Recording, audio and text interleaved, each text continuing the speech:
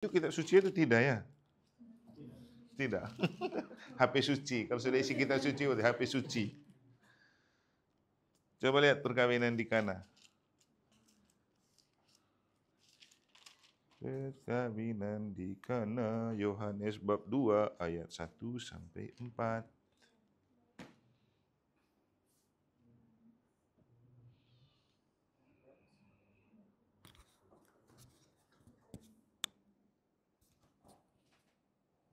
Sudah lihat? Sudah lihat? Baca bergilir ya. Kamu dua tidak di kitab suci, tapi di HP. Kalian ada semua ya? Bab 2 ayat 1 sampai 11. Nah, bukan kitab suci.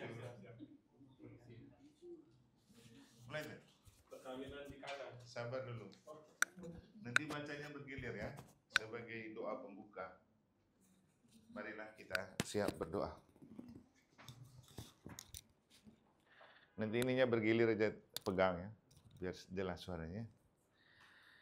Marilah kita berdoa dalam nama Bapa dan Putra dan Roh Kudus. Amin. Allah Bapa yang Maha Kasih, kami bersyukur untuk kasih sayang dan kemurahan yang Kau berikan kepada kami, khususnya kepada para calon pasutri ini untuk mempersiapkan perkawinan mereka dengan mendalami bahan tentang spiritualitas perkawinan dan sakramen perkawinan bersama saya dan frater. Semoga Engkau menjiwai hati dan pikiran mereka dan kami semua, agar apa yang kami gumuli dan dalami bersama membantu menguatkan kami untuk makin memastikan persiapan menyambut penerimaan sakramen perkawinan melalui Yesus Kristus, Putra-Mu Tuhan dan pengantara kami. Amin. Marilah kita menerangi diri kita dengan sabda Allah dari bacaan Injil Yohanes bab 2. Tuhan bersamamu dan bersama rohmu. Inilah Injil Tuhan kita Yesus Kristus menurut Yohanes. Dimuliakanlah Tuhan. Silakan mulai baca. Pada hari ketiga ada perkawinan yang di Kana yang di Galilea, dan ibu Yesus ada di situ.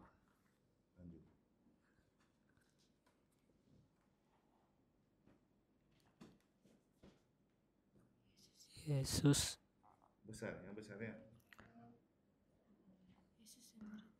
Yesus dan muridnya yang perkawinan itu. Sudah. Ya, cuma kita Ya kita. Ya, tidak sucinya. Bergeser aja. Di mana tadi? Tiga ya. Yang ketiga. Ketika mereka kekurangan anggur, ibu Yesus berkata kepadanya, mereka kehabisan anggur.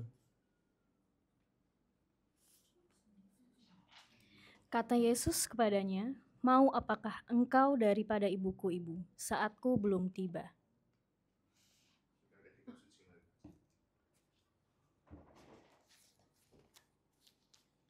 Tetapi ibu Yesus berkata kepada pelayan-pelayan, apa yang dikatakan kepadamu, buatlah itu.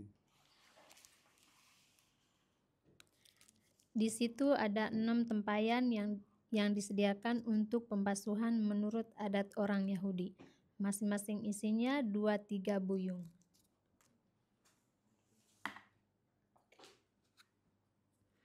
Yesus berkata kepada pelayan-pelayan itu, istilah tempayan itu penuh dengan air. Dan mereka pun mengisinya sampai penuh.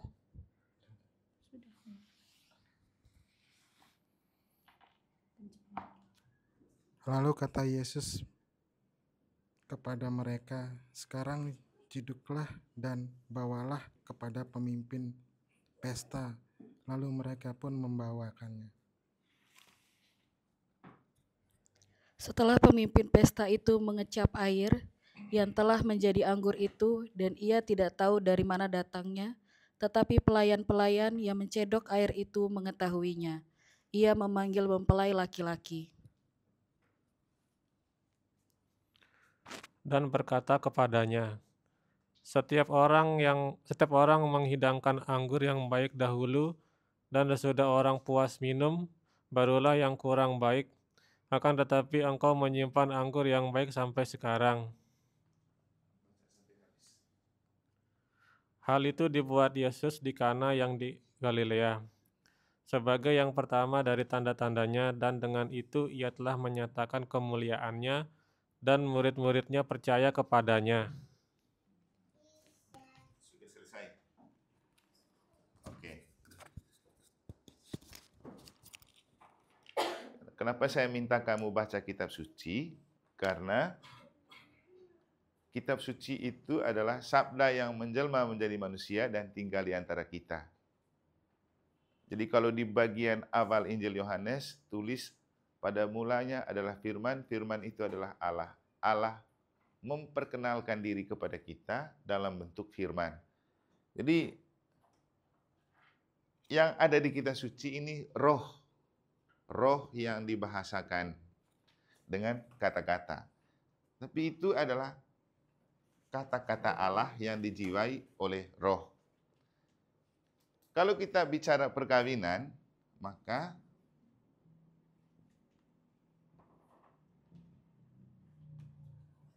perkawinan itu kan kalau didefinisikan dalam ajaran Katolik, berarti persekutuan cinta antara seorang pria dan seorang wanita. Begini gambarnya toh. Yang oleh Yesus, saya kasih sini Yesusnya, disalib dan cinta, diangkat menjadi suci dan kudus melalui sebuah sakramen. Nah, hari ini kan kita akan mempersiapkan perkawinan dengan tema tentang sakramen perkawinan dan spiritualitas perkawinan. Jadi ada dua, dan spiritualitas perkawinan. Jadi dasarnya perkawinan. Dan ini secara manusiawi itu persekutuan cinta seorang pria dan seorang wanita yang oleh Tuhan Yesus diangkat menjadi suci dan kudus. Makanya disebut sakramen. Jadi disebut sakramen karena ada Yesusnya. Kalau tidak ada Yesusnya, namanya perkawinan. Dan kamu itu hanya sebatas rasa seorang pria dan rasa seorang wanita untuk bersama, kan? Yang diungkapkan dalam ada yang tidur bersama, ada yang berciuman, ekspresi dari cinta. Nah, bagaimana supaya rasa cinta yang kamu miliki itu disucikan dan dikuduskan dan menjadi sarana keselamatan? Supaya kemudian nanti cintamu antara seorang pria dan seorang wanita menjadi sarana yang menyelamatkan kamu sebagai suami istri dan juga sarana yang menyelamatkan anak-anak. Maka perlu sakramen perkawinan. Jadi definisi dari sakramen itu artinya tanda dan sarana keselamatan Allah. Tanda dan sarana keselamatan Allah. Maka kalau bicara tentang sakramen perkawinan berarti persekutuan cinta antara seorang pria dan seorang wanita yang disucikan oleh Yesus menjadi sakramen supaya perkawinan itu menjadi tanda dan sarana keselamatan Allah bagi sesama. Ini definisi sakramen. Sakramen artinya tanda dan sarana keselamatan Allah bagi sesama. Supaya perkawinanmu menjadi tanda dan sarana keselamatan Allah bagi pasangan dan bagi anak-anak dan siapapun yang terkait dengan hidup perkawinan, maka harus disakramenkan. Nah, mana yang disebut perkawinan sakramentil? Kalau seorang pria dan seorang wanita itu sama-sama sudah dibaptis. Itu namanya perkawinan sakramen atau sakramen perkawinan. Kalau salah satu pasangannya itu bukan Katolik atau belum dibaptis, ada namanya. Jadi kalau sesama sudah dibaptis tapi beda gereja, itu namanya perkawinan beda gereja. Dan untuk melangsungkan perkawinan itu perlu dispensasi dari Bapak Uskup. Yang kedua, kalau seorang pria dan seorang wanita yang kawin itu beda agama. Jadi beda ya, beda gereja dan beda agama.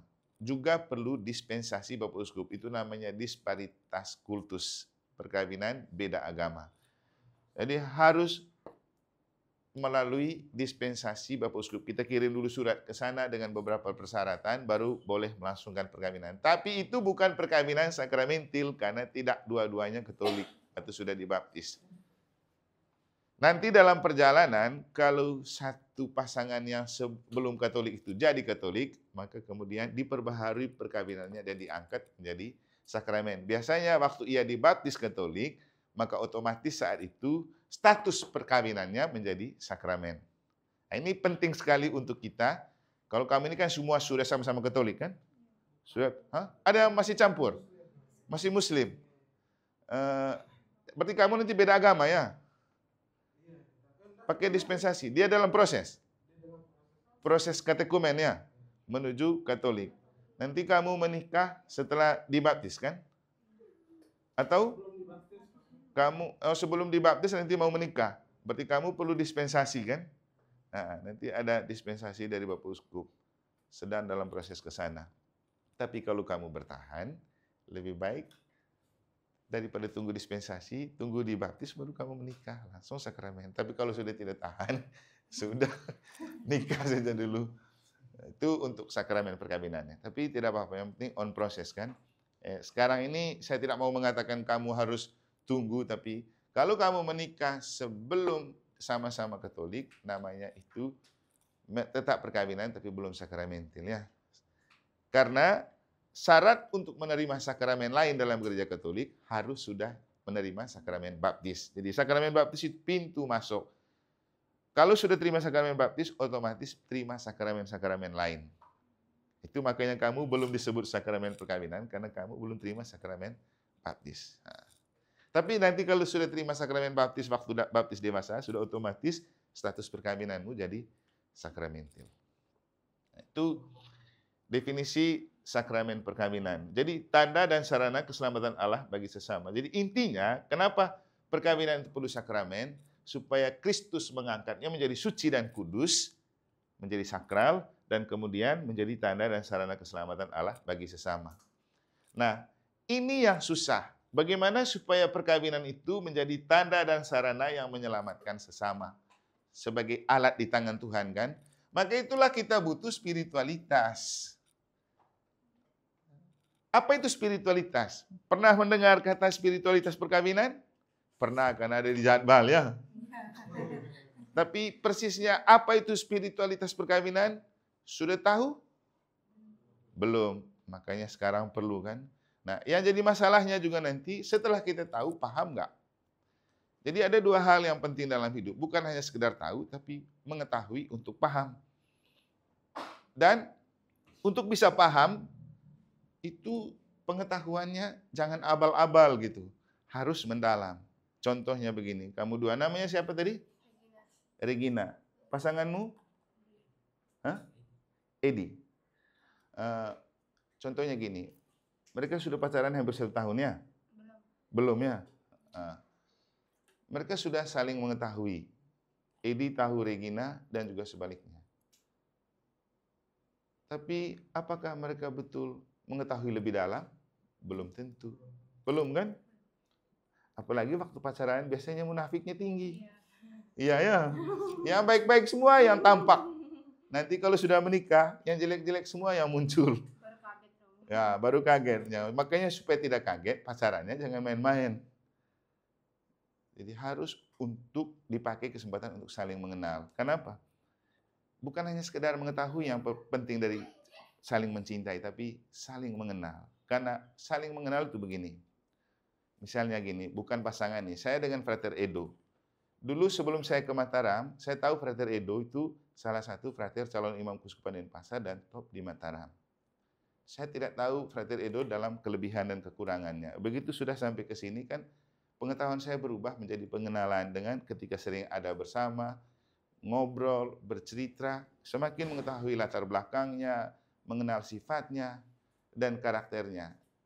Artinya begini, setelah saya mengetahui lebih dalam karakter dan sifat, itu kan membantu untuk saya memahami. Misalnya ada sesuatu hal yang dilakukan yang mungkin selama ini tidak pernah saya bayangkan. Kalau hanya sebatas pengetahuan kan saya bisa menilai, oh ternyata dia begini. Tapi begitu saya sudah mengenal lebih dalam, ketika melakukan sesuatu hal, bahkan hal yang paling kurang sekalipun, saya langsung paham, oh, karena memang karakter dan sifatnya begini, makanya dia begini, gitu. Itu maksudnya kita punya saling mengenal supaya gampang memahami. Dan hidup bersama istri itu paling penting itu saling mengenal untuk saling memahami. Tahu, oh pasangan saya memang begitu, dia wataknya keras, gini-gini. Jadi besok-besok kalau dia keras, kita sudah tahu dan paham. Bukan untuk dipersoalkan. Karena kalau sudah sampai mengenal yang lebih dalam, kita tidak akan pernah mempersoalkan kekurangan. Tapi yang ada, kita paham, memang begitulah dia. Nah, makanya ada istilah, semakin dikenal, makin disayang. Orang tidak saling menyayangi karena tidak betul mengenal pasangannya. Saya pernah coba rekoleksi keluarga. Saya tanya mereka, ada yang sudah menikah di atas 10 tahun. Saya tanya, apa kelebihan yang kau temukan dari pasanganmu? Bingung cari. Loh, bagaimana kamu bisa bertahan bertahun-tahun tanpa mengenal dan mengetahui apa kelebihan pasanganmu? Susah. Karena memang kita itu susah mencari kelebihan orang. Tapi gampang menemukan kekurangan dan kelemahan orang. Gampang menemukan kelemahan orang, tapi susah menemukan kelemahan dan kekurangan sendiri. Lalu kemudian saya balik bertanya, terus yang kamu kenal tentang dirimu? Bingung. Nah, bagaimana kita bisa saling memahami kalau kita tidak mengenal diri kita dan mengenal pasangan kita? Makanya tadi saya bilang, jangan main-main pacaran itu kesempatan untuk kamu betul-betul mengenal. Kalau dirasa cocok dan bisa memahami kelemahan dan kekurangannya, oke, putuskan untuk menikah. Kalau tidak mampu, jangan putuskan untuk menikah. Putusin untuk tidak menikah. Gitu. Jadi jangan putuskan, tapi putusin. Karena begini, kalau dalam pernikahan Katolik, ya kalau kamu sudah sampai ke tingkat sakramen, susah untuk dipisahkan. Karena nanti ada bahasa begini, apa yang sudah dipersatukan Allah tidak boleh diceraikan oleh manusia. Itu bahasa kalau sudah kamu mengikatkan cintamu dalam sakramen perkawinan. Sehingga dalam gereja Katolik kemudian ada sifat dari perkawinan itu monogam dan tak terceraikan. Artinya cuma dengan satu pasangan dan tidak bisa diceraikan oleh alasan apapun kecuali oleh dua hal, mati dan impoten. Jadi dengan satu pasangan dan tidak bisa diceraikan kecuali oleh kematian salah satu pasangan dan impoten. Tahu bedanya antara impoten dan mandul? Belum? Wih, tapi berani menikah ya? Harus tahu itu. Impoten artinya ketidakmampuan seseorang pria untuk melakukan hubungan dan definisi perkawinan dalam moral Katolik itu gini, masuknya alat kelamin pria ke dalam alat kelamin wanita itu baru namanya kawin. Kalau tidak bisa masuk, bukan kawin namanya. Dan kalau sampai tidak bisa masuk, itu namanya impoten. Karena itu, walaupun dia sudah menikah, tiba-tiba ada keluhan bahwa dia tidak bisa masuk. Batal, otomatis batal. Dan itu karena ada cacat, namanya penipuan. Nanti ada penyelidikan kanonik, ada pertanyaan di situ. Apakah kamu merasa secara fisik normal mampu melakukan hubungan suami istri? Kalau tidak jawab jujur, pasti dia bilang, ya, padahal tidak bisa. Nah, nanti dalam kenyataan ketika sudah resmi menikah, tiba-tiba dia tidak bisa memasukkan alatnya, maka otomatis perkawinannya batal karena cacat, penipuan. Makanya harus jujur. Sedangkan mandul itu tetap bisa melakukan hubungan dengan alat kelamin pria masuk ke alat kelamin wanita, tapi tidak berhasil membuahi. Tapi itu sudah sah perkawinan karena sudah masuk alatnya toh. Jadi kalau sudah masuk berarti sah. Maka yang jenis itu tidak bisa dibatalkan.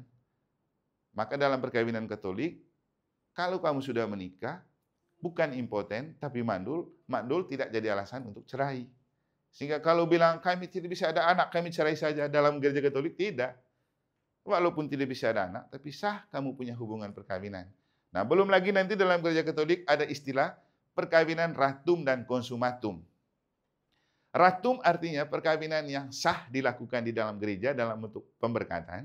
Konsumatum itu dilanjutkan dengan kamu melakukannya di rumah. Itu baru sebuah perkawinan itu sah kalau terjadi ratum dan konsumatum. Ini kamu pasti tidak catat ya, dengar saja karena asik mendengar. Nggak apa-apa, nanti bahannya kan saya sudah rekam, jadi kamu bisa saya kirim lagi nanti di YouTube untuk kamu nyimak lebih dalam lagi. Saya sampaikan saja sekarang supaya kamu paham itu, kenapa Katolik itu memakai istilah sakramen perkawinan. Beda ya antara sakramen perkawinan dan sakarmen perkawinan. Tahu bedanya? Jangan angguk-angguk kalau tidak tahu. Ya, tidak tahu kan? Sakramen perkawinan itu kan ini tadi. Kalau sakar itu kan ya, sakar tahu toh? Frater tertawa ini sebut sakar.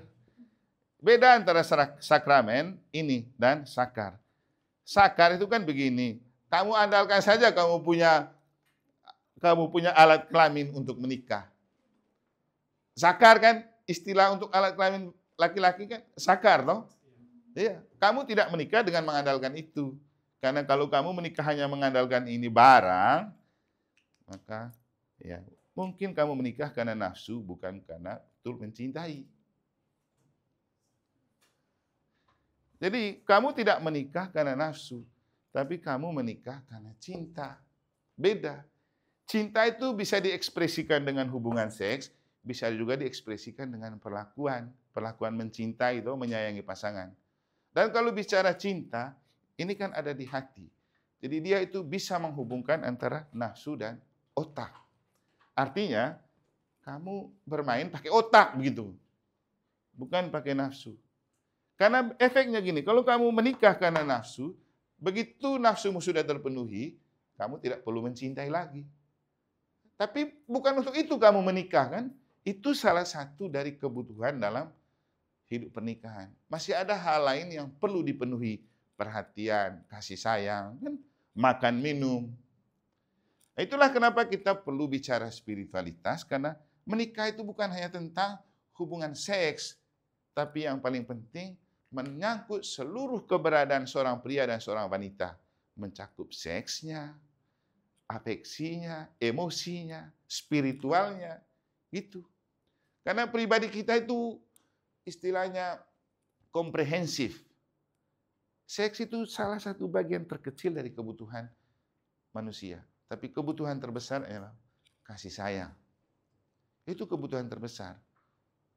Anda boleh tidak melakukan hubungan seks, tapi kalau ada kasih sayang, itu sudah cukup untuk membahagiakan. Dan memang, kemudian tujuan perkawinan itu nomor satu apa? Pernah dapat bahannya?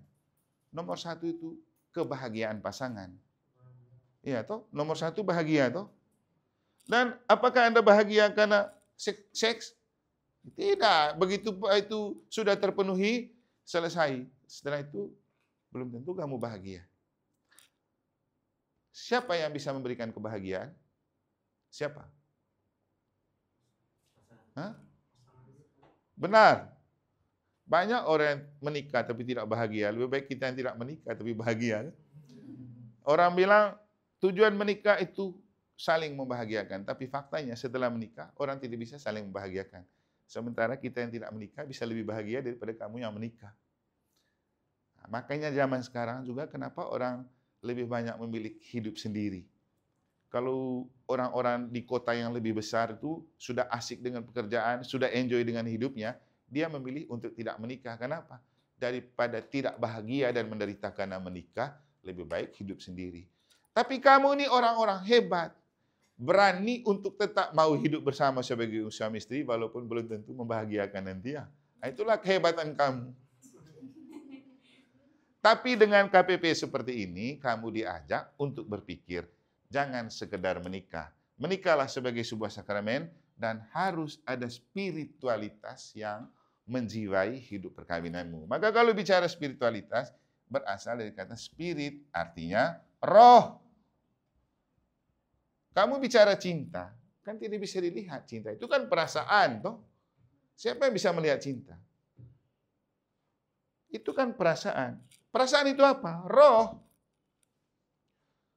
Maka mengendalikan perasaan itu yang lebih penting. Mengendalikan perasaan. Dan biarkan Roh Kudus mengendalikan jiwa kita. Jadi mencinta itu kan ekspresi jiwa. Yang diungkapkan dalam istilahnya love is doing, touching love. Itu kan ekspresi dari rasa yang tidak kelihatan. Jadi butuh kehadiran roh. Dan kita punya roh namanya kudus. Bukan sekedar roh, roh kudus. Ada kudusnya. Dan bagi kita, roh kudus adalah satu dari 3 pribadi Allah. Yaitu Bapa, Putra, dan Roh Kudus. Roh Kudus itu punya buah-buah roh. Buah-buah roh itu apa? Kasih, sukacita, damai sejahtera, pengampunan, dan lain-lain. Ada 7 buah roh. Nanti kamu lihat, Roh Kudus mempunyai 7 buah. Nomor 1, kasih. Nah, kasih ini lebih dari sekedar mencintai. Kamu tadi punya cinta, tapi kalau tidak dibalut oleh kasih, itu yang membuat cintamu bisa termakan oleh waktu. Karena cinta kalau sebagai sekedar sebuah perasaan manusia, akan lekang oleh waktu. Artinya, kamu punya rasa cinta akan luntur ketika melihat pasangan sudah mulai kusut dan kusam. Benar kan? Iya. Tapi perkawinanmu tidak bisa dibatasi oleh kusam dan kusut. Yang perlu bagaimana supaya ketika sudah kusut dan kusam, kamu tetap segar menyayangi pasangan. Itulah kita butuh spiritualitas perkawinan. Supaya rasa itu selalu baru.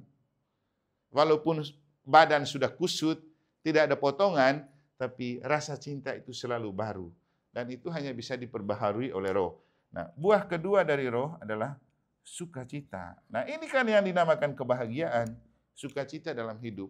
Maka kalau kamu mau menikah dan tujuannya untuk bahagia, maka harus ada Roh Kudus karena bahagia itu punya Tuhan, bukan punya manusia. Jadi di kitab suci itu ada sabda bahagia. Khotbah di bukit itu sabda bahagia. Dan sabda bahagia Yesus di khotbah di bukit itu sangat dikagumi oleh seorang tokoh bernama Mahatma Gandhi. Tapi dia bukan pengikut Yesus kan? Dia tetap orang Hindu. Jadi cerita tentang Mahatma Gandhi itu begini. Dulu dia jadi pengacara muda. Frater pernah dengar ceritanya? Belum pasti. Dulu dia jadi pengacara muda di Afrika. Datang dari India. Dia sering ke gereja, mendengar bacaan kitab suci, dan dia betul-betul merasa terpesona dengan ajaran Yesus dalam khotbah di bukit itu. Matius bab 7 itu. Berbahagialah, berbahagialah, berbahagialah. Dan karena dia terpesona dengan ajaran Yesus, dia sering ke gereja di Afrika. Sebenarnya dia ingin menjadi pengikut Yesus. Tapi masalahnya, begitu dia ke gereja, dia berhadapan dengan satu orang hitam yang cegat dia di pintu gereja. Kamu datang untuk apa? Kamu bukan orang. Banyaklah pertanyaan interogasi. Itu yang membuat dia patah semangat. Terus kemudian dia menyimpulkan, oh ternyata begini jadi pengikut Yesus. Ajarannya bagus, tapi pengikutnya nggak becus. Lalu dia tidak jadi mau jadi pengikut Kristus. Dia langsung bilang, biarkan saya tetap menjadi seorang Hindu, tapi saya mengagungkan dan menganut ajaran Yesus. Tidak perlu menjadi Kristen untuk menjadi pengikut Yesus. Nah, inilah para calon pasutri. Kamu besok menikah. Tapi mampukah kamu menunjukkan kasih itu dalam hidup pernikahanmu? Orang selalu kagum dan pingin menikah Katolik. Kenapa? Apalagi perempuan-perempuan banyak suka nikah Katolik. Kenapa? Tidak bisa mendua hati kan? Artinya ya satu pasangan satu. Tidak ada perceraian. Kalau di teman-teman lain, boleh lebih dari satu kan? Boleh ada perceraian. Kadang-kadang ada yang kalau tidak ada anak, ya sudah kita tidak ada anak, cerai lagi, kawin lagi. Tapi kalau di Katolik, tidak. Sakral. Makanya banyak sekali perempuan yang pingin nikah Katolik karena tidak akan diceraikan. Benar kan? Ya, di tempat lain kamu nanti suka-suka laki-laki. Kalau dia rasa dia pingin lagi, dia cari lagi, nikah lagi sampai 4-5 kali, nggak apa-apa. Tapi di Katolik tidak bisa. Karena ini tadi, sakramen. Dan karena itu, selalu menjaga spiritualitas perkawinan dan harus dijiwai oleh roh. Nah, kamu waktu menikah, ada doa khusus untuk suami istri. Namanya doa pernikahan yang diucapkan setelah doa Bapa kami, dengan imam punya tangan, ditumpangin di atas kamu. Ada doanya. Doa untuk pasutri. Khusus. Itu seperti doa tabisan, kalau kita imam, ditabiskan. Khusus. Nah, itulah roh dicurahkan kepada kamu untuk menguatkan hidup perkawinanmu. Dan sebelum doa itu diungkapkan kepada kamu dengan imam menumpangkan tangan, nanti kamu buat janji. Yang paling penting dari perkawinan Katolik adalah namanya janji. Janji yang kamu ungkapkan. Janji itu punya kamu. Misalnya, mana namanya ini ya? Misalnya gini. Saya, Robertus Donovan Sartini ya, memilih engkau Sartini menjadi istri saya. Saya berjanji kepadamu dalam suka dan duka, untung dan malang, sehat dan sakit. Dan saya mau mengabdikan diri kepadamu sampai mati.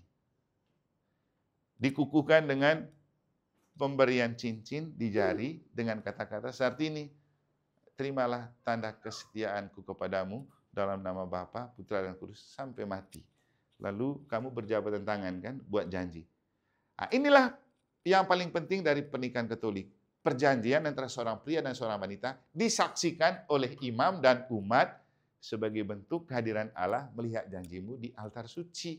Lalu kemudian imam dengan tangan menumpangkan atau bahkan dibalut dengan stola, mengukuhkan janjimu dengan doa dan berkat, dengan kata-kata yang sudah dipersatukan Allah, tidak boleh diceraikan manusia. Itulah inti dari janji perkawinan.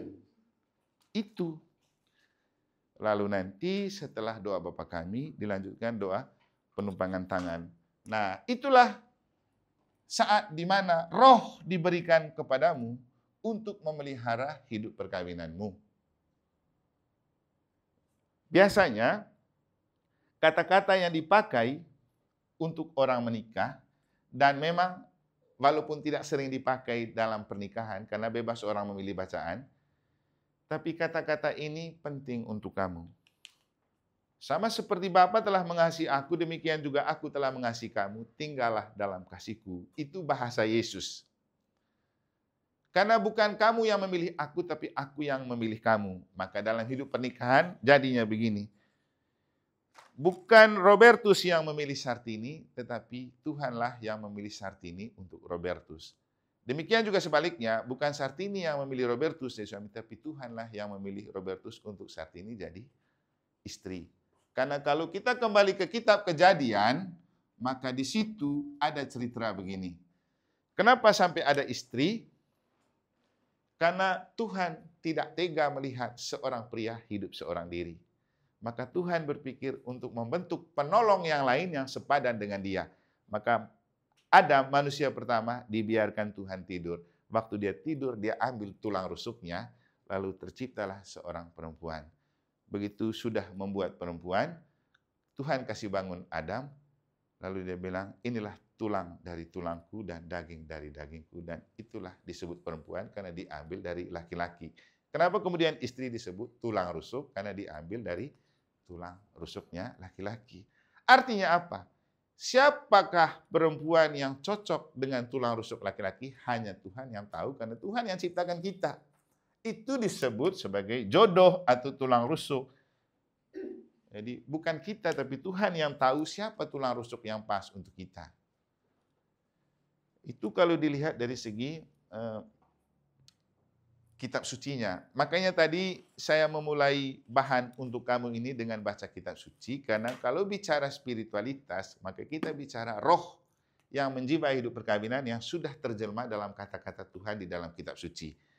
Nah, saya mengajak kamu untuk memaknai salah satu di antara banyak pesan Tuhan dalam kitab suci yang bisa dijadikan sebagai spirit yang menjiwai hidup perkawinanmu. Makanya tadi saya kasih kamu bacaan dari perkawinan di Kana, karena itu adalah salah satu contoh di antara banyak pesan kitab suci yang menunjukkan apa arti spiritualitas dalam hidup perkawinan. Nah, tadi kamu ambil dari Injil Yohanes bab 2 ayat 1 sampai 11 kayaknya, tentang perkawinan di Kana.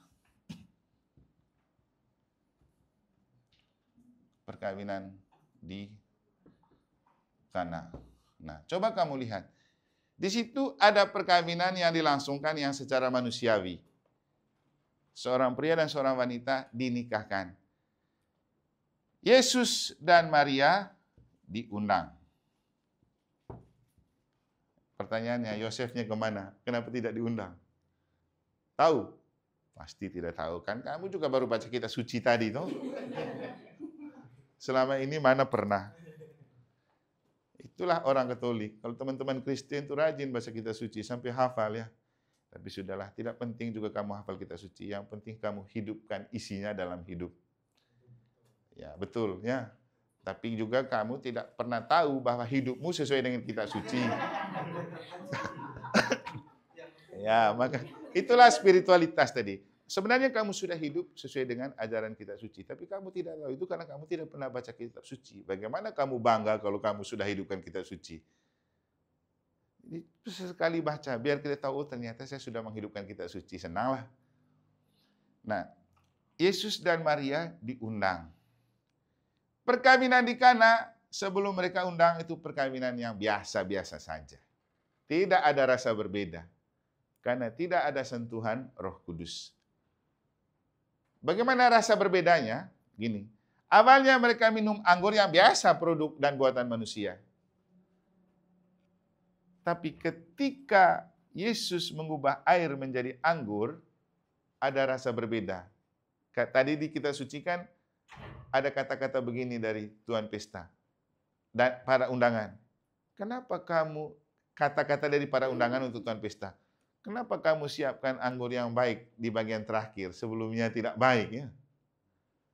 Ya, yang membuat perkawinan itu baik bukan kamu yang kawin, tapi kehadiran Tuhan dalam perkawinan. Itulah spiritualitas perkawinan. Bagaimana kita hadirkan Tuhan dalam hidup perkawinan kita supaya Tuhan yang membuat hidup perkawinan itu baik. Jadi ketika Yesus sebagai Tuhan datang dan Maria sebagai ibu Tuhan datang, perkawinan di Kana menjadi sangat menarik. Dan termasuk dicatat di kitab suci karena ada perubahan air menjadi anggur. Itu yang membuat tenar. Kalau tidak ada perubahan air menjadi anggur, tidak tenar itu perkawinan. Sama juga kamu punya perkawinan, toh. Kamu diam-diam tidur sama-sama di kos atau di rumah, tidak tenar itu perkawinan. Orang tidak tahu kamu suami istri. Tapi setelah kamu melangsungkan pernikahan, apalagi nikah di gereja, lalu ternyata mereka sudah menikah, ya mereka sah suami istri. Jadi kehadiran Tuhan dalam hidup perkawinan. Maka Paus Fransiskus selalu berpesan, yang lebih penting dari perkawinan itu bukan wedding, tetapi marriage. Ingat ya, orang-orang berpikir yang paling penting dari perkawinan itu wedding. Sehingga apa? Kalau wedding itu resepsi pernikahan. Sedangkan marriage itu hidup perkawinan. Ingat baik-baik ya. Orang selalu salah kaprah. Dia pikir kesuksesan perkawinan itu kalau sudah melangsungkan resepsi perkawinan yang wah. Orang banyak datang dengan penampilan ngeri. Sorry. Orang yang datang waktu kau punya resepsi pernikahan, ketika kamu bertengkar di rumah tangga, mereka tidak peduli lagi. Bisa jadi yang terdepan urus kamu nikah adalah orang pertama yang mengomporin untuk kamu bertengkar. Benar kan? Ya, bisa jadi banyak kaum Farisi juga yang datang waktu kamu menikah. Sok-sok perhatian dan terdepan. Giliran kamu bertengkar di rumah, punya masalah di dalam rumah tangga, dia peduli nggak? Belum tentu. Jadi yang lebih penting itu bukan wedding, tapi marriage. Hidup perkawinan, bukan resepsi perkawinan.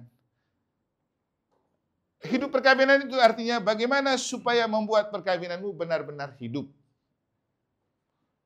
Sehingga kemudian ada istilah perkawinan yang hidup. Ada orang yang sudah kawin tapi mati perkawinannya. Karena setelah itu jalan masing-masing, ke gereja masing-masing, kemana-mana masing-masing. Bagaimana disebut hidup perkawinan? Nanti kalau kamu sudah menikah, saya anjurkan ikut MA. Big MMA itu bagus tuh kalau kamu ikutin. Nanti di sana kamu akan mengalami masa-masa istilahnya, kamu akan melihat kembali dalam hidup perkawinan itu masa suram dan masa romans. Masa suram itu saat-saat padang gurun yang kering, yang membuat kamu tidak ada gairah untuk hidup perkawinan, yang juga bisa bercermin pada masa lalu ketika kamu pacaran. Masalahnya kan begini, ketika orang sudah menikah, orang tidak mau mengenang lagi saat-saat indah dan saat-saat tidak indah waktu pacaran, yang sebenarnya penting untuk mereka tetap semangat mencintai. Contoh, nanti kamu juga diingatkan dengan masa-masa romans, artinya saat-saat indah dalam perjalanan menuju perkawinan. Coba kalau kamu sudah menikah, kamu misalnya bertengkar atau apa, bayangkan saja saat-saat indah waktu kamu pacaran, pasti batal kamu punya kemarahan dan kebencian. Karena ingat loh, dulu kita begini, kita begitu. Itu maksudnya. Jadi masa suram dan masa romans. Yang paling susah itu kalau masa suram, masa romans itu kan asik kan, indah. Pasti semua orang suka, tapi belum tentu semua orang mengingat masa itu. Yang paling susah itu ketika masuk masa suram. Jadi di masa suram ini banyak masalah yang muncul. Mulai dari kalau sudah masuk masa suram itu, kamu susah mengungkapkan perasaan. Kalau ada perasaan yang tidak bagus kan, sungkan untuk mengungkapkan itu kepada pasangan. Menumpuk banyak perasaan yang tidak diungkapkan kepada pasangan, nanti kemudian menciptakan sebuah sebuah keadaan namanya single marriage. Single marriage artinya orang sudah menikah tapi hidupnya sendiri. Nanti habis single marriage itu terus menumpuk. Ada lagi satu istilah yang lebih ngeri lagi. Jadi orang kemudian diantar pada sebuah suasana namanya kesepian. Nah, yang jadi masalah, punya pasangan tapi kesepian, itu kan masalah terbesar dalam hidup perkawinan. Kesepian itu tidak sama dengan kesendirian. Kami ini sendiri, tapi belum tentu sepi. Tapi kamu punya pasangan, jangan sampai kelihatannya berdua, tapi kesepian. Kenapa? Tidak dapat perhatian dari pasangan. Nah, inilah penyakit terbesar dalam hidup perkawinan. Ketika kamu tampak bersama, tapi mengalami kesepian. Dan itu banyak terjadi dalam pasangan-pasangan yang sudah menikah. Serumah, tapi ranjang berbeda. Banyak tuh. Mungkin seranjang, tapi tidak seperasaan. Yang satu pingin, yang lain tidak pingin. Itu juga jadi masalah. Dan itu sering terjadi. Beda kalau masa pacaran. Seperti pada waktu yang sama, semua sama-sama pingin kan. Tapi setelah menikah nanti belum tentu kamu pingin pada saat yang sama. Dan itu butuh pemahaman. Nah, masalahnya laki-laki, dari kata mereka yang sudah pernah mengalami, laki-laki itu kalau dia pingin harus dilayani. Tapi belum tentu pada saat itu perempuannya lagi mood. Itu yang jadi masalah.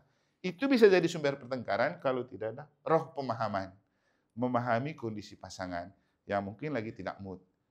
Nah, ini berat. Tapi harus dihadapi. Kan sudah berjanji setia dalam suka dan duka, untung dan malang, sehat dan sakit. Tapi orang tidak akan ingat lagi janji itu kalau sudah menjalani hidup perkawinan. Maka butuh itu spiritualitas. Makanya sebenarnya kamu juga perlu itu rekoleksi hidup perkawinan. Merefresh dan menyegarkan kembali. Kamu punya ingatan tentang kenapa kamu menikah, untuk apa kamu menikah, kapan masa-masa romans, kapan masa-masa suram. Nanti juga kamu diingatkan, ketika memasuki masa suram, apa yang kamu bisa lakukan? Ini berat ketika masa suram. Apa yang bisa kamu lakukan kepada pasangan? Yang pasti tidak bisa cerai. Tapi kamu harus tetap terus menjalani hidup perkawinan. Nah, disitulah pentingnya kehadiran Roh Kudus. Karena nanti Roh Kudus itu dengan ketujuh karunia-Nya akan membantu kamu dalam banyak hal. Kalau bicara kasih kan, kasih itu sabar, memaafkan, tidak cemburu. Itu kasih. Dan itulah spiritualitas perkawinan. Bagaimana kamu kembali kepada buah-buah roh dalam hidup perkawinan. Dan akhirnya yang paling penting dalam hidup perkawinan, itu pasti kamu sering bertengkar. Tapi apapun pertengkarannya, satu hal yang pasti harus punya pengampunan dan maaf. Makanya Paus Fransiskus selalu berpesan, para pasutri dan keluarga, jangan menjadikan rumah tangga sebagai rumah sakit. Artinya apa? Tempat semua rasa sakitmu ditumpukan dan ditaruh di hidup rumah tangga. Kalau bahasanya kitab suci, kesusahan sehari cukuplah untuk sehari. Artinya gini, kalau hari ini kamu bertengkar, malam kamu tidur berpelukan, maka seluruh pertengkaran hari ini harus sudah selesai. Jangan lagi, sudah kamu tidur bersama berpelukan malam, besoknya bawa terus masalah yang hari-hari kemarin. Karena kalau kamu terus menumpukan masalah, maka itu berarti kamu jadikan rumah tangga sebagai rumah sakit, tempat di mana segala rasa sakitmu diinvestasi. Nanti pada suatu saat meledak. Karena terus menyimpan rasa sakit, tidak mengungkapkan, tidak berdamai, suatu saat dia meledak. Dan begitu meledak, pilihannya kami tidak bisa lanjut lagi, harus cerai. Nah, kan tidak bisa. Ada yang terpaksa, pisah ranjang, pisah tinggal, kembali ke orang tua, tapi kau tidak bisa menikah lagi karena masih ada ikatan dengan sakramen perkawinan Katolik. Jadi hidup tambah ribet. Pernah saya berhadapan dengan beberapa pasangan yang minta cerai. Prinsipnya begini, Yesus bilang jangan mendirikan rumah di atas dasar pasir. Harus didirikan di atas dasar batu. Jadi kalau kita dengan pasangan sebelumnya cerai, apakah dengan pasangan berikut kamu betul-betul bisa hebat?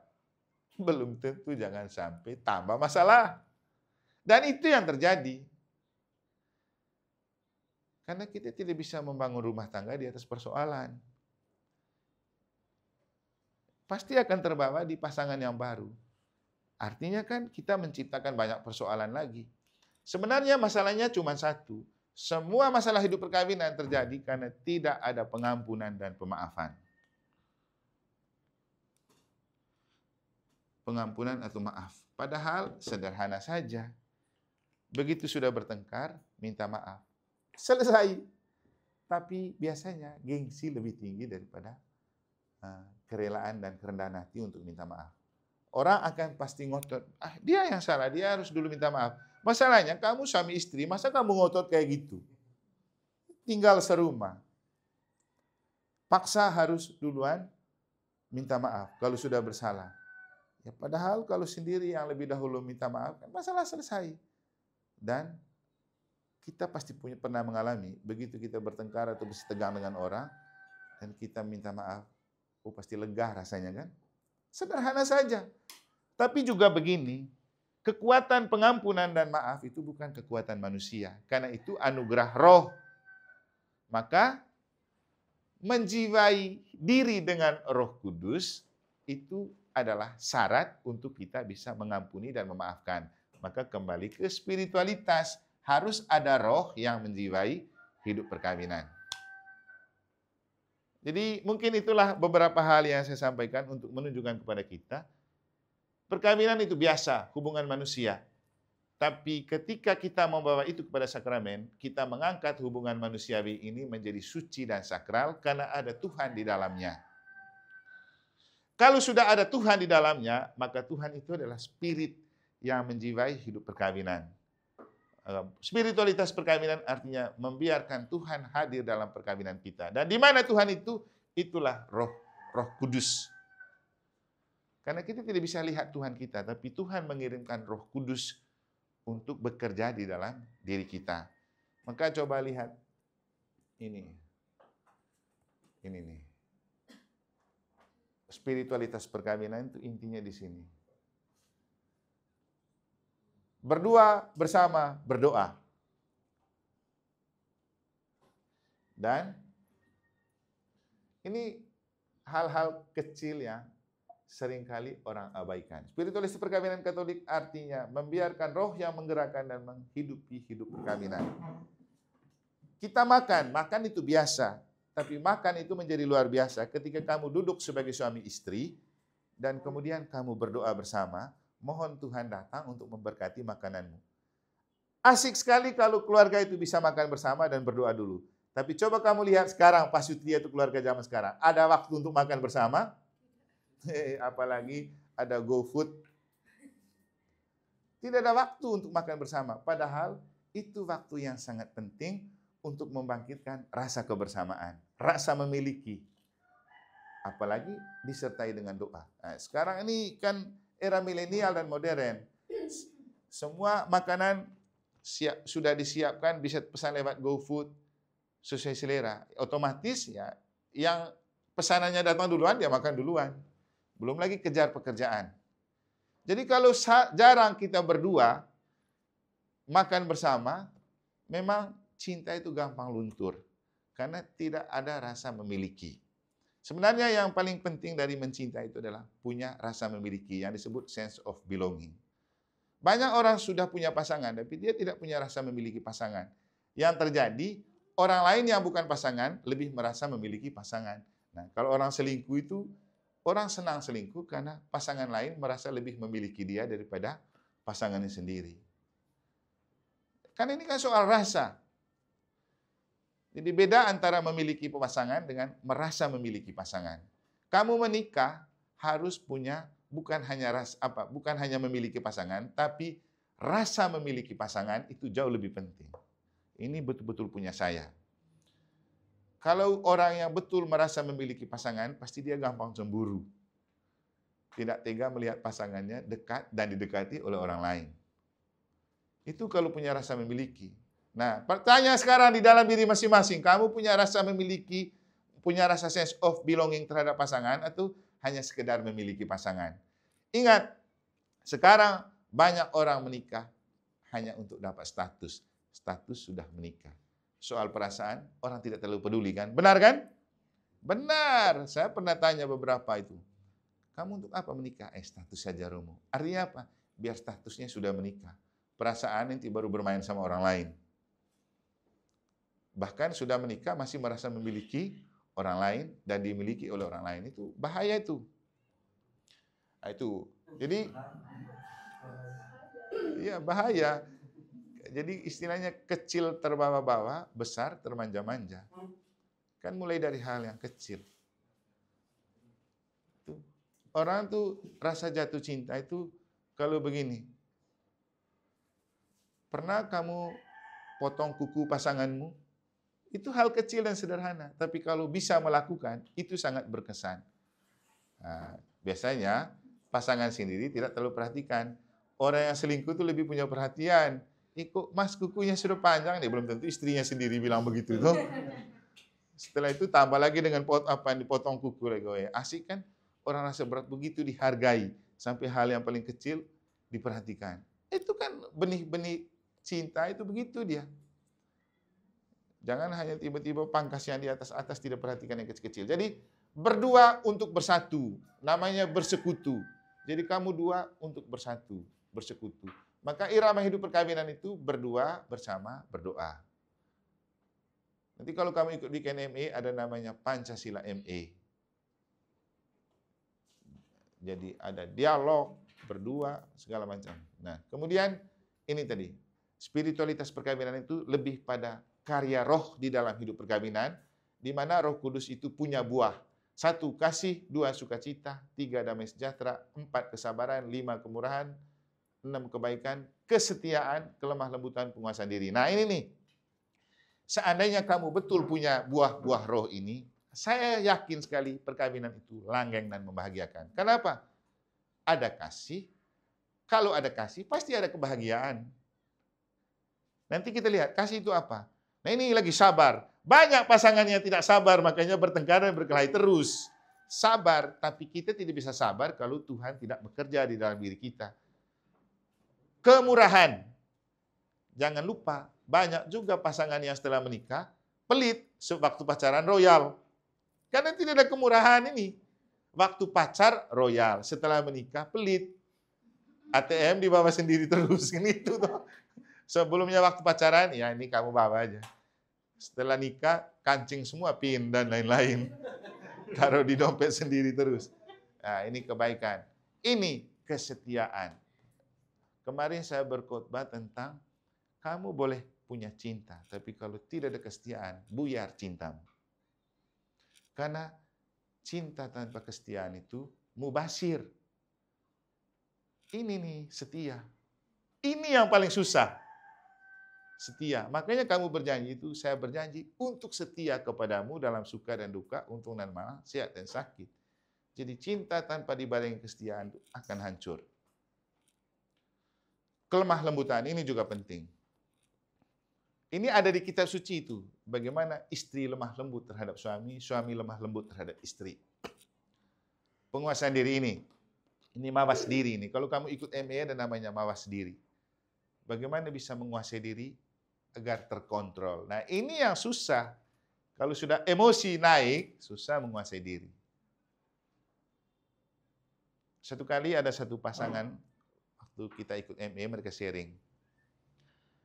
Mereka bertengkar, sampai pasangannya itu satunya tinggal katakanlah di Bali, mereka tinggal di Bali, begitu bertengkar, istrinya ini lari ke Jakarta tanpa pamit. Lucunya, begitu sampai di Jakarta, istrinya ini pergi belanja ke mall. Dan sampai di mall, justru yang dia belanjakan pakaian suaminya semua. Padahal dia pergi karena bertengkar dan lari dari suaminya.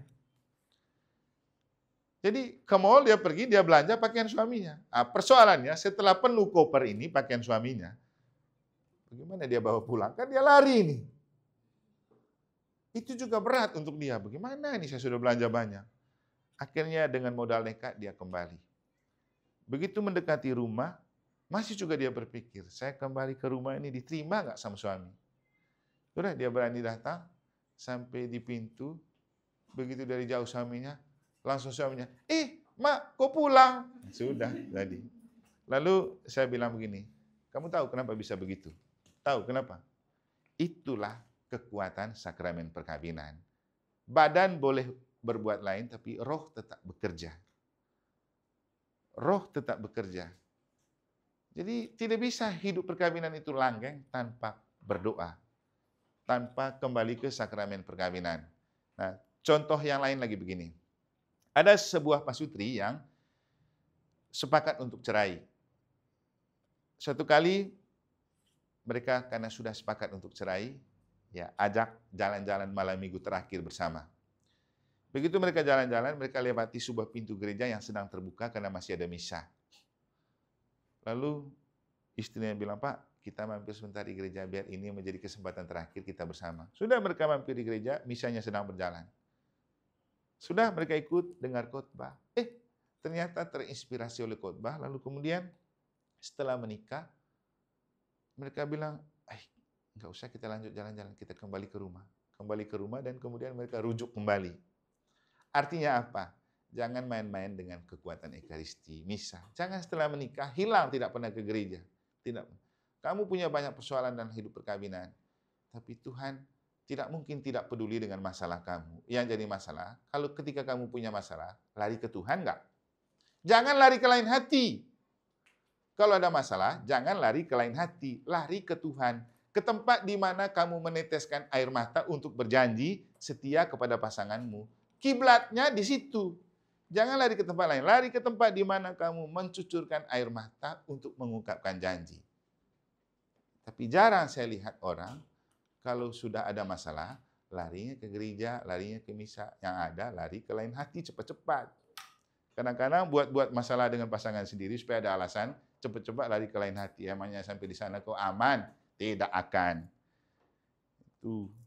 Nah, itu kan buah pertama kasih. Nah, kasih itu, ini dia. Kasih itu sabar, murah hati, tidak cemburu, tidak memegahkan diri, tidak sombong, sopan. Tidak mementingkan diri. Ini juga penting. Karena kadang egois itu muncul setelah menikah. Waktu pacaran tidak egois.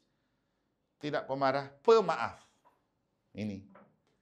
Kasih. Kalau betul mengasihi pasangan, pasti maafkan. Makanya tadi kita bilang, menikah itu memang rasa cinta manusia. Tapi dengan sakramen perkawinan, kita membalut rasa cinta manusiawi itu dengan kasih Tuhan. Jadi Allah yang membalut cinta kita dengan kasih-Nya. Nah, sekarang kita lihat kata Paus tentang pentingnya mengampuni atau memaafkan. Tidak ada keluarga yang sempurna. Kita tidak punya orang tua yang sempurna. Kita tidak sempurna. Tidak menikah dengan orang yang sempurna. Kita juga tidak memiliki anak yang sempurna. Kamu menikah dari orang tua tidak sempurna dengan manusia pria dan wanita yang tidak sempurna. Kita memiliki keluhan tentang satu sama lain. Kita kecewa dengan satu sama lain. Oleh karena itu, tidak ada perkawinan yang sehat atau keluarga yang sehat tanpa olah pengampunan. Pengampunan itu penting untuk kesehatan emosional dan kelangsungan hidup spiritual, spiritualitas perkawinan. Tanpa pengampunan, keluarga menjadi sebuah teater konflik dan benteng keluhan. Tanpa pengampunan, keluarga menjadi sakit, lalu rumah tangga menjadi rumah sakit. Pengampunan adalah sterilisasi jiwa, penjernihan pikiran dan pembebasan hati. Kalau bisa memaafkan, itu otomatis langsung memulihkan aliran darah. Toh? Hilang semua tegang kalau orang berani minta maaf. Kalau tidak, darah naik terus. Tersumbat lagi, tidak lama stroke. Siapapun yang tidak memaafkan, tidak memiliki kedamaian jiwa, ini benar nih. Berperang terus jiwanya dan persekutuan dengan Allah. Rasa sakit adalah racun yang meracuni dan membunuh. Mempertahankan luka hati adalah tindakan merusak diri sendiri. Dia yang tidak mengampuni sakit secara fisik, emosional, dan spiritual. Itu sebabnya keluarga harus menjadi tempat kehidupan dan bukan tempat kematian.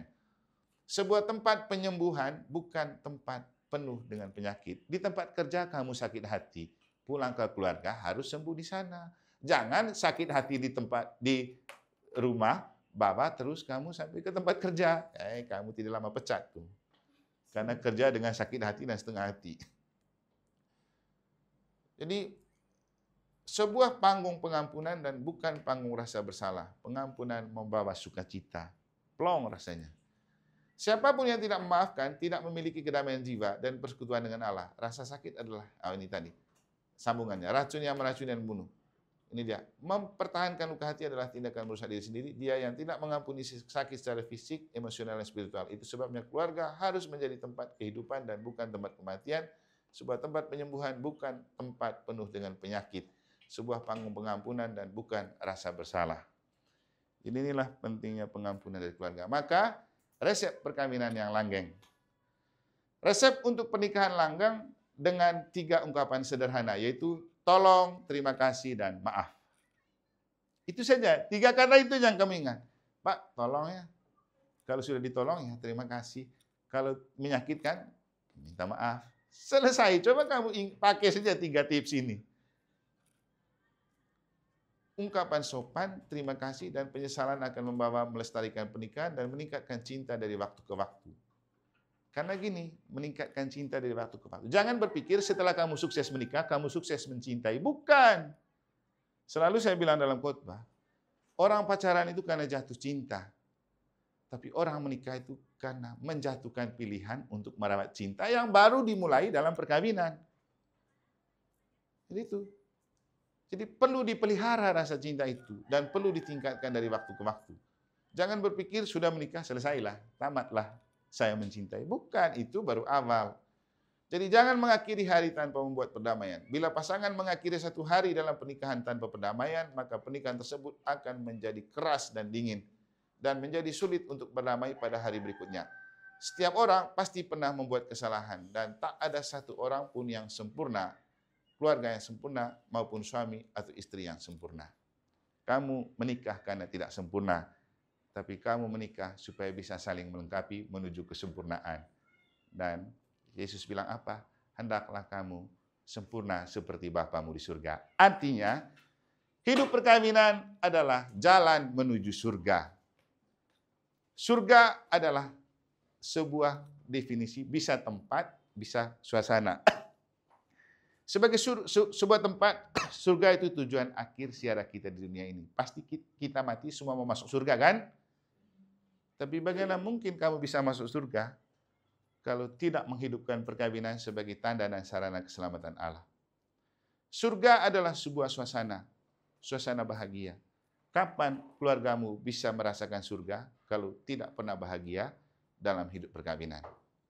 Sehingga hidup perkawinan adalah investasi menuju surga, supaya akhirnya nanti kalau ziarah di dunia ini berakhir, sama-sama masuk surga. Jangan suami saja di surga, istri di neraka. Biar sama-sama bahagia di surga dan sama-sama bahagia di dunia. Tidak akan pernah ada surga tanpa spiritualitas. Dan spiritualitas artinya bagaimana kita menghadirkan Tuhan dalam hidup perkawinan. Karena memang kita tercipta karena cinta Tuhan, maka setiap manusia yang diciptakan ada cintanya. Tapi cinta manusiawi kita terbatas, perlu dibalut dengan kasih. Cinta akan lekang oleh waktu, tapi kasih tidak akan pernah lekang oleh waktu. Karena menurut penginjil Yohanes, kasih adalah Allah. Allah adalah kasih. Berarti kalau kamu betul mencintai pasanganmu, kamu mengasihi pasanganmu, dan mengasihi pasangan artinya mengilahikan pasangan. Artinya kita melihat pasangan sebagai bentuk konkret dari kehadiran Allah. Saya yakin kalau kamu melihat pasanganmu sebagai bentuk konkret kehadiran Allah, kamu pasti tidak tega, marah, benci, atau mengkasari pasangan. Karena dia adalah Allah yang tampak bagi hidupmu. Jangan lupakan dialog. Dialog itu hal penting. Itulah kenapa saya ajak kamu tadi ikut Weekend MA. Nanti di sana kamu tahu apa itu dialog. Dialog itu percakapan biasa yang perlu selalu dilakukan oleh pasangan setiap hari. Omong dengan pasangan.